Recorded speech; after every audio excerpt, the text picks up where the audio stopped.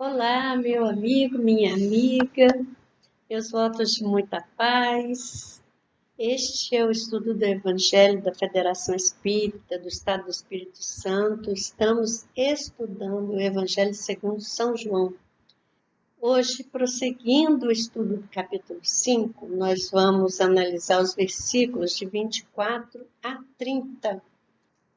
O texto bíblico é o seguinte: na verdade vos digo que quem ouve a minha palavra e crê naquele que me enviou tem a vida eterna, e não entrará em condenação, mas passou da morte para a vida.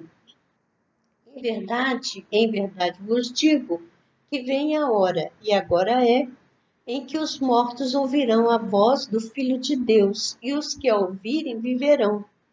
Porque como o Pai tem a vida em si mesmo, assim deu também ao Filho ter a vida em si mesmo. E deu-lhe poder de exercer o juízo, porque é o Filho do homem.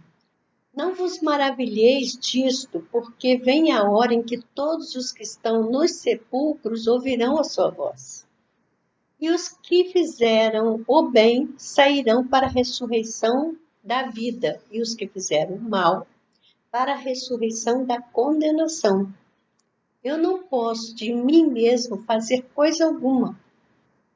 Como ouço, assim julgo, e o meu juízo é justo, porque não busco a minha vontade, mas a vontade do Pai que me enviou. Essa passagem, ela acontece logo depois que Jesus curou aquele paralítico no tanque de Betesda. Então, ele cura o paralítico conta para as autoridades do Sinédrio que alguém o curou porque eles o estavam admoestando, porque ele estava carregando a cama, era dia de sábado, e eles quiseram saber quem tinha curado, porque é sábado e não poderia curar. E Jesus encontra esse mesmo homem no templo em seguida, e o homem então identifica que foi Jesus que o curou, e os judeus começam a perseguir Jesus, querendo prendê-lo, matá-lo, porque ele estava desrespeitando a lei. Então, isso ocorre em Jerusalém, e ocorre perto de uma das festas lá do público dos judeus. Então, por isso, Jesus estava em Jerusalém. Então, Pastorino, ele analisa essa passagem, ele comenta que Jesus está dando uma verdadeira aula àqueles que o perseguiam e que contestavam a sua atitude de curar no sábado. Então, Jesus, ao comentar nesse trecho de 24 a 30, ele fala de quem ouvir a voz, de que quem ouvir a sua voz, esse vai ter a vida plena. No texto está assim, vai ter a vida eterna. O Pastorino, ele faz análise desse trecho na sua coleção Sabedoria do Evangelho, no volume 3. E ele observa que a tradução não foi bem adequada quando fala vida eterna. Não é muito adequado traduzir assim. Ele traduz por vida imanente, explicando que é um conceito de vida plena, de superar a morte da consciência e ter vida em abundância, que era o que Jesus propunha que ele viera trazer. Então, nesse trechinho, pela interpretação de Pastorino, no versículo 24, o Cristo fala da importância de ouvirem a voz dele, considerarem os seus ensinamentos, e ele fala de condições indispensáveis para a aquisição dessa vida plena. E a condição é, primeiro, ouvir o ensino, considerar esse ensino, absorver esse ensino, botar em prática, e segundo, confiar em Deus, porque Deus está em toda parte, Ele está em nós. Então, ele também menciona nesse versículo 24 os resultados obtidos com esse comportamento serão dois. ter essa vida imanente, que é essa vida plena, unificada com Ele, Jesus, com Cristo, né? Na verdade, Jesus é a personalidade terrena, mas unificada com Cristo, que é essa entidade elevada que veio à Terra para nos ensinar. E segundo, alcançar o desenvolvimento, a sabedoria para não cometer mais erros, saindo desse estado de morte da consciência, adormecimento da consciência, para esse estado de lucidez que consegue ter discernimento para analisar as coisas e então escolher mais acertadamente, não errando mais. Então, quem ouve o ensino e se entrega ao Pai com confiança, ele vai atrair a si essas bênçãos, as bênçãos do mundo espiritual, e ele vai se unir ao Cristo e nesse estado vai caminhar com segurança. No versículo 25, ele repete a fórmula de garantia da veracidade do que ele afirma, em verdade, né?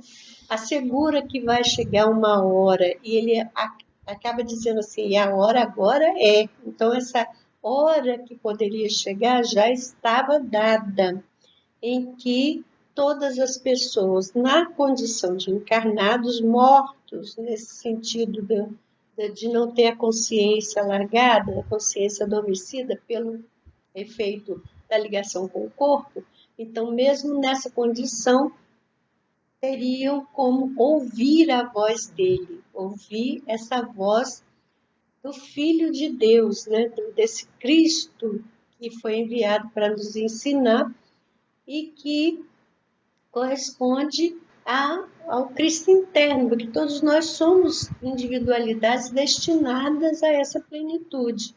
No versículo 26, ele, depois de já ter explicado bem claramente, ele vai utilizar repetição didática para reforçar o conceito com palavras diferentes, para evitar qualquer erro de interpretação, tocando nos 3 pontos: na vida plena, na escolha, a questão do livre-arbítrio, e no resultado dessa escolha.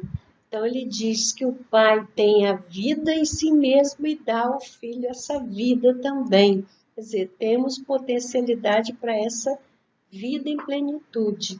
No versículo 27, ele vai repetir também que o Pai concedeu ao Filho o poder dessa escolha, o livre-arbítrio, e esse livre-arbítrio, no capítulo 28, no versículo 28, ele volta ao assunto do karma, porque o karma é resultado do livre-arbítrio. É quando você faz as escolhas que você, então, se coloca na condição de receber as consequências dessa escolha. E ele esclarece ali que ninguém se maravilhe de ver que a hora é chegada, que mesmo na condição de encarnado, ele fala sepulcro, túmulo, mas é simbolicamente a condição do espírito que se liga à matéria, mesmo nessa condição poder ouvir a voz do Cristo. No versículo 29, ele fala da consequência novamente. Todos os que produzem coisas boas vão ter a restauração da vida, quer dizer, eles vão prosseguir no caminho evolutivo nessa condição de vida plena, e aquele que não fez coisas boas, ele vai ter a ressurreição da condenação, que na verdade é a reencarnação expiatória. Então, o ensinamento ganha muita clareza e lógica à luz do Espiritismo. Então, a gente pode compreender, conforme o pastor Lino explica, que as traduções, muitas vezes, elas comprometem o entendimento mais adequado, porque, na verdade, as pessoas que traduziram não tinham essa concepção da reencarnação, da comunicabilidade dos espíritos, mas quando a gente insere esses 2 princípios, fica bem claro o que Jesus está dizendo a respeito das consequências das ações. Finalizando no versículo 30, ele revela mais uma vez sua total identidade com o Pai, afirmando que ele não fazia as coisas de sua própria vontade, mas ele fazia a vontade de Deus, que é essa condição que a gente precisa também construir. O Emmanuel, em duas lições, que vale a pena ler a lição toda, em que ele comenta versículos desse trecho. Então, por exemplo, no caminho Verdade e Vida, ele vai comentar na lição 101, o versículo 30, que é quando Jesus diz que não pode fazer as coisas de si mesmo, mas faz a vontade do Pai. E Emmanuel aproveita essa mensagem que ele analisa esse versículo para dizer que quando as pessoas têm poder no mundo, elas têm o poder porque Deus concede esse poder na transitoriedade da vida material. Mas assim como Deus concede, Deus pode tirar esse poder. Então ninguém faz nada a não ser por permissão divina. Mas eu gostaria de ler para vocês a lição que ele analisa o versículo 29. Versículo 29 é esse aqui: e os que fizeram bem sairão para a ressurreição da vida, e os que fizeram mal para a ressurreição da condenação. Essa fala de Jesus, Emmanuel vai comentar na lição 127 do livro Pão Nosso, num texto chamado Lei de Retorno. E pelos comentários de Emmanuel, nós vamos entender que ele confirma a interpretação do Pastorino. Ele diz assim: em raras passagens do Evangelho, a lei reencarnacionista permanece tão clara quanto aqui, em que o ensino do Mestre se reporta à ressurreição da condenação. Como entenderiam essas palavras os teólogos interessados na existência de um inferno ardente e imperecível? As criaturas dedicadas ao bem encontrarão a fonte da vida banhando-se nas águas da morte corporal. Suas realizações do porvir seguem na ascensão justa, em correspondência direta com o esforço perseverante que desenvolveram no rumo da espiritualidade santificadora. Todavia, os que se comprazem no mal cancelam as próprias possibilidades de ressurreição na luz. Cumpre-lhes a repetição do curso expiatório. É a volta à lição ou ao remédio. Não lhe surge diferente alternativa. A lei de retorno, pois, está contida amplamente nesta síntese de Jesus. Ressurreição é ressurgimento, e o sentido de renovação não se compadece com a teoria das penas eternas. Nas sentenças sumárias e definitivas, não há recurso salvador. Por intermédio da referência do Mestre, contudo, observamos que a providência divina é muito mais rica e magnânima do que parece. Haverá ressurreição para todos, apenas com a diferença de que os bons tê-la-ão em vida nova e os maus em nova condenação decorrente da criação reprovável deles mesmos.